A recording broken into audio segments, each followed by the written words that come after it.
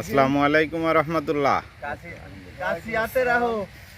এই যে বড় সর্দারে কাশি জাগাইছে, আপনারা তার জন্য দোয়া করেন। সে ডায়াবেটিসের রোগী তো।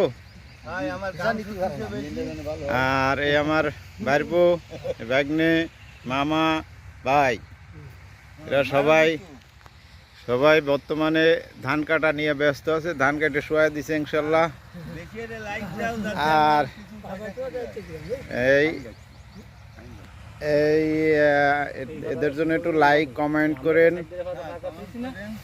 এবং একটু শেয়ার দিয়েন ইনশাল্লাহ।